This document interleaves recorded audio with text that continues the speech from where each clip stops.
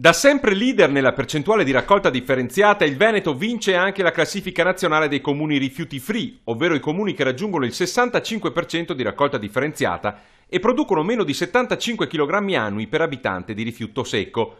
Sono infatti ben 215 i comuni che nella nostra regione conseguono questo ambito obiettivo.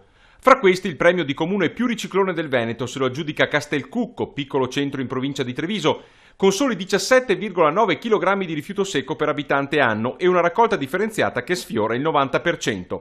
La piazza d'onore è però per San Gregorio nelle Alpi, che ha raggiunto l'85,77% nella percentuale della differenziata e un rifiuto secco pro capite annuo di soli 23,7 kg. Si piazza ottimamente nella graduatoria generale anche Sospirolo, differenziata al 75,5 e secco di 27,3 kg a testa, quinto assoluto. Tra i capoluoghi di provincia Treviso è il più virtuoso d'Italia, con una quantità di secco residuo inferiore ai 57 kg abitante anno. Belluno lo segue con 70,79 kg e una raccolta differenziata attorno al 75%.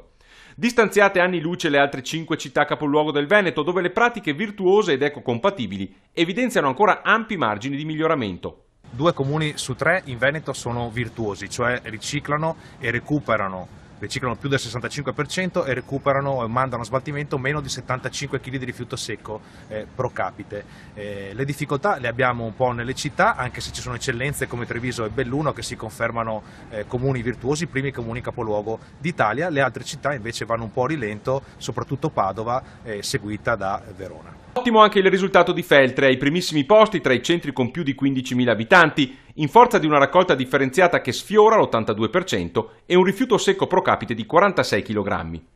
Rivolgendo il focus al territorio bellunese, detto degli exploit di San Gregorio e Sospirolo, al terzo posto della classifica provinciale si attesta Santa Giustina, seguita da Quero Vas, Cesio Maggiore, Ponte nelle Alpi e la già citata Feltre.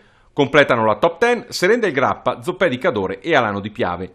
Meno eclatanti i risultati di altre parti della provincia, soprattutto nella zona alta, dove comunque i dati sono in generale miglioramento, anche se pesano ancora le scelte e alcune inefficienze degli anni passati.